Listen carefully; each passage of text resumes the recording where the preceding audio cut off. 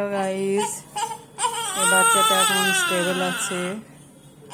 বাচ্চাটাকে মায়ের দুধই খাওয়াতে বলেছে, কিন্তু মায়ের দুধ ঠিকঠাক পাচ্ছে না।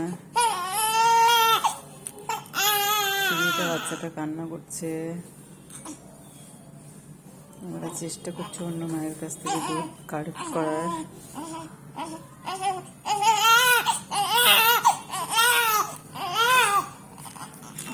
ও সোনা রে, ও পাখি রে, আছো আছো আছো আছো আছো, তাক তাক তাক।